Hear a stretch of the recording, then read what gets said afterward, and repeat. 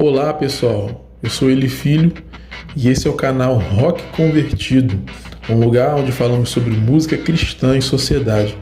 Se você curte rock cristão nacional e internacional, acontecimentos e movimentos importantes na história da música cristã, se inscreva no canal, pois tem muito vídeo interessante chegando por aí. Convide um amigo roqueiro para conhecer o canal e assista o vídeo até o final. Isso é muito importante para o crescimento do canal e para a plataforma enviar o vídeo para outras pessoas. Sério, gente, isso é vital para o crescimento do canal. E nesse vídeo vamos falar sobre a banda mais sofisticada e intelectual do rock nacional, o Resgate. Ainda nos anos 80, os irmãos Zé e Jorge Bruno tinham uma banda chamada Kenosis, na igreja no qual cresceram, a primeira igreja batista do Ipiranga, na zona norte de São Paulo. Certo dia, o Zé Bruno começou a namorar uma moça de outra igreja, e ambos tinham um amigo em comum, o Hamilton Gomes, que estudava guitarra com o Zé e tocava no louvor da igreja da namorada do Zé. E os dois amigos guitarristas se juntaram com o Jorge e um outro amigo chamado Marcelo Bassa e montaram a banda chamada Resgate. Com a banda completa, os caras começaram a procurar lugar para tocar. E como não existia uma cena na época, os caras chegaram a organizar uma apresentação numa praça pública. Convidaram jovens da igreja. O Marcelo Bassa trabalhava na empresa de energia da cidade. Eles conseguiram puxar um fio e organizaram um show na rua. E as imagens você pode ver no documentário que a banda lançou recentemente.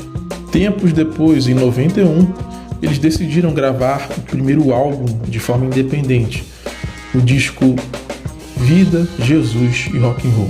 Esse álbum foi gravado no estúdio do Rick Bonadio e produzido pelo guitarrista Edson Guidetti. E levou quase um ano para ser produzido e gravado e quitado. Os integrantes tiveram que vender objetos pessoais para custear o álbum. O Vida, Jesus e Rock and Roll é bem anos 80, nos timbres das guitarras, na bateria, nos arranjos. Mas o que eu considero o ponto alto desse trabalho são as letras. O Zé Bruno sempre foi um bom letrista. Destaque para a ótima e animada Quem é Ele? Tem a música Paralelo, que tem harmonia linda, letra reflexiva, transições muito boas, e a irreverente Rock da Vovó, que é um clássico da carreira da banda. Os caras fizeram uma tiragem de 2.000 cópias e saíram por aí para vender no boca a boca mesmo. Naquela época, o movimento estava surgindo e começando a fazer barulho em São Paulo.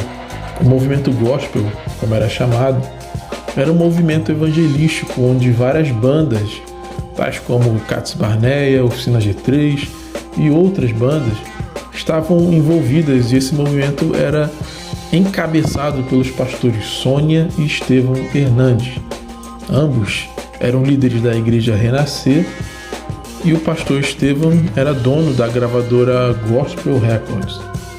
Os caras do Resgate estavam no momento certo e na hora certa, pois eles tinham um disco gravado para mostrar seu trabalho e uma química boa entre os membros da banda. A relação da banda com os pastores foi de cara muito boa, tanto que eles foram contratados pela gravadora e se tornaram membros da igreja Renascer. Em 93 sai o primeiro disco da banda, nessa nova fase mais profissional e com um orçamento maior.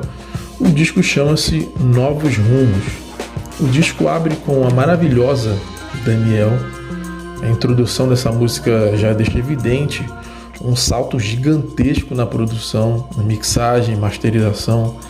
A banda finca, enfim, os dois pés nos anos 90. A banda mantém as parcerias com a produção, o estúdio do Rick Bonadio, e destaque para essa música Daniel. A Paz também é muito boa, e tem a música Todo o Som, que também é muito legal. Em 95, a banda lança a sua obra-prima, o aclamado On The Rock, que é considerado por muitos o melhor trabalho dos caras. O disco foi gravado totalmente ao vivo pela banda, o que deu um tempero a mais no resultado final. A capa do disco é impossível ser mais noventista. O disco começa com a ótima Doutores da Lei, que traz um peso a mais à banda. É um hard rock bem feito, né? Com uma ótima letra. O disco segue com Acusador, Abre os Olhos, a Papo de Loki, que recebeu umas camadas de vozes, de gritos, aplausos, e deixou a música muito mais emocionante e divertida. Tem a clássica 10 para as 6, uma balada que não pode faltar no show dos caras até hoje.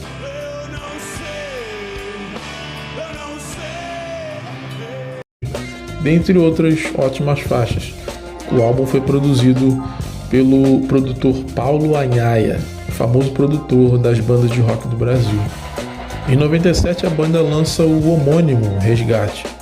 Essa obra marca um ponto de virada na sonoridade da banda. Nesse trabalho de 8 faixas, a sonoridade hard rock é substituída por um Brit rock, um rock inglês, com influências de Beatles. Uma curiosidade interessante é que esse álbum não foi masterizado, ou seja, não teve uma pós-produção, o que manteve o som mais cru no álbum, né? Destaque para a canção No One, faixa em inglês que soa muito como uma banda grunge. Tem muita gente sentiu uma vibe Pearl Jam nessa música. Confesso que eu também senti, e quando eu li isso nos comentários na internet fez muito sentido.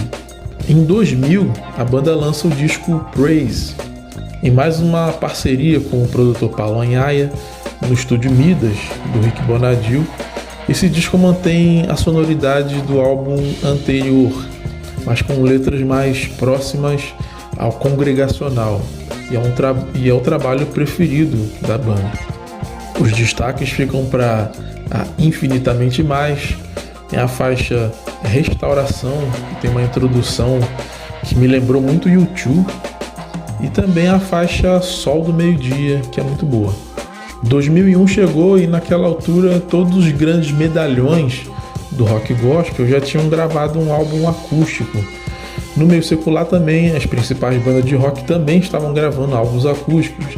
MTV estava apostando alto nisso. E os caras não queriam ficar para trás e resolveram lançar o próprio acústico.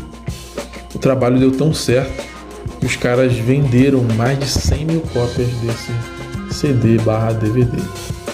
Em 2002 veio o disco Eu Continuo de Pé, a última produção em parceria com o Paulo Anhaia na produção. O disco é bem gravado, tem a inserção de naipes de metais por todo o disco, talvez por influência do acústico. Infelizmente, esse disco não teve uma boa repercussão e a crítica taxou o álbum como o pior da carreira da banda. No final das contas, até a banda não gostou muito desse disco, né?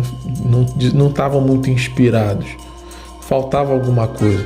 Eu particularmente acho o disco ok, tem boas músicas e tal, mas o nível dos caras sempre é tão alto que quando vem algo não tão inspirado assim, o nível ainda é alto, né? Em 2004 tem o lançamento do Ao Vivo 15 anos, primeiro trabalho com produção do mais novo membro da banda, o Dudu Borges, no teclado. As palavras do guitarrista Milton Gomes, abre aspas, a meu ver, não é nenhuma novidade na gravação do CD. Temos sim um acréscimo na energia da banda tocando ao vivo e, é claro, a participação especial da galera que esteve no show. Vocês vão encontrar versões ao vivo de músicas que ainda não havíamos gravado nesse formato e outras como Água Viva, que foi gravada no acústico e agora ganha uma roupagem diferente com guitarras e tudo mais. Fecha aspas. O álbum Até Eu Envelhecer vem ao mundo em 2006 com a promessa de trazer algo mais inspirado, visto que o disco anterior não estava lá essas coisas. E a promessa foi cumprida. Esse disco teve boas críticas, recebeu a indicação de melhor álbum de rock cristão em 2007 no Troféu Talento. E destaque para Te Encontrar, A Gente e a espetacular Apocalipse Now, música do Cats Barneia. Esse disco também, posteriormente, rendeu um DVD com o mesmo nome, com gravações ao vivo do disco e de seus sucessos anteriores, mais um ao vivo. A maré estava boa para a banda, a inspiração estava ali, a banda estava entrosada e o futuro parecia ser brilhante. Em 2010 a banda deu mais um salto na sua carreira. O disco Ainda Não É o Último é especial para mim, particularmente, pois eu ouvi bastante essa obra. Grande parte da produção foi feita pelo Dudu Borges, que estava muito motivado com a banda na época. Os demais membros da banda estavam num período muito atarefado nos ministérios eclesiásticos, Como os 4 membros da banda são pastores, Então cada um estava ocupado pastoreando suas respectivas igrejas em estados diferentes. Então o Dudu foi muito feliz nessa parceria com o Zé Bruno nas composições. E o disco começa com a incrível A Hora do Brasil.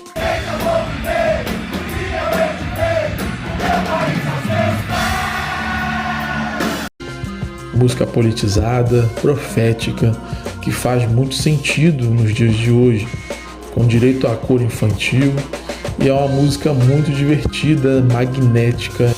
Destaque também para a poética genérica, que tem uma letra incrível.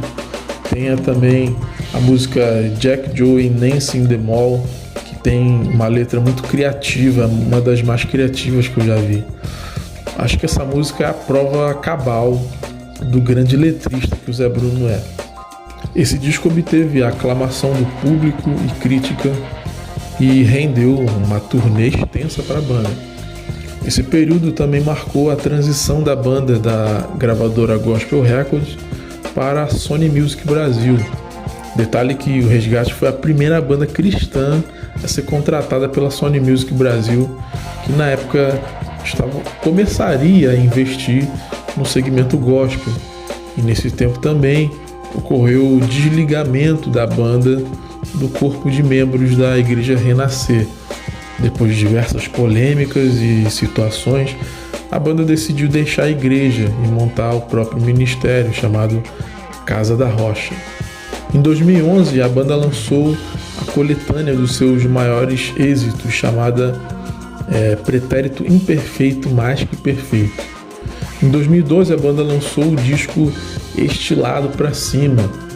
Esse álbum trouxe letras cheias de críticas ao mercado gospel, críticas ao neopentecostalismo, à teologia da prosperidade, a líderes religiosos que prometiam milagres e bênçãos, e só isso. Nessa época, a banda estava muito decepcionada com o meio gospel. O vocalista Zé Bruno, em entrevista, sempre criticava o mercado gospel. E essas músicas traduzidas do inglês, que era moda, ainda é moda, E a total falta de criatividade dos artistas cristãos. Esse álbum também foi muito comparado com o seu álbum mais famoso, On The Rock. Destaque para a faixa Em Nome de Quem, que é bem direta na mensagem, e tem a faixa Eles Precisam Saber, que é sensacional.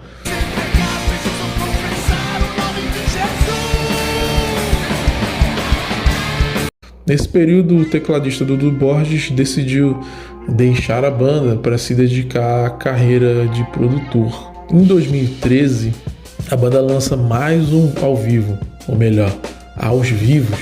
E 2 anos depois, 2015, foi a vez do 25 anos, outro registro ao vivo. Em 2017 veio ao mundo o disco No Seu Quintal, o 10º álbum de estúdio da banda, com influências que vão de Elliott Smith a Fleet Foxes. Esse projeto traz uma sonoridade bem específica. A banda definiu como um disco eletroacústico. O baterista Jorge Bruno disse, abre aspas, quase não é resgate, na verdade, mas é resgate. foi uma doideira da nossa cabeça, fazer um disco meio bipolar, assim, um pouco acústico, um pouco elétrico, fecha aspas.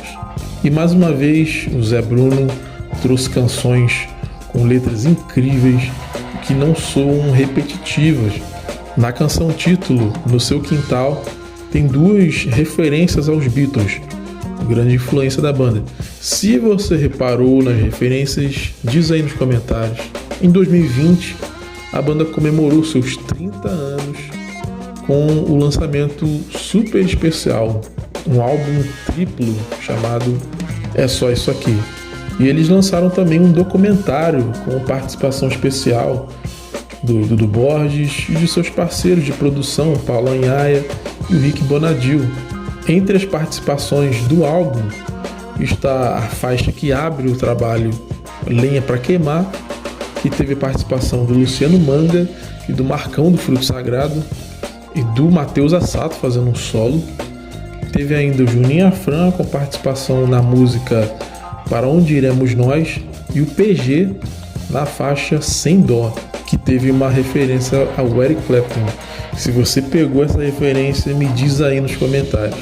Hoje em dia, através do seu frontman, o Zé Bruno, eles dizem que a banda não se considera mais uma banda gospel. E se é difícil de entender isso, eu entendo você. No início da carreira da banda, o conceito de gospel era ser um contraponto ao estereótipo evangélico.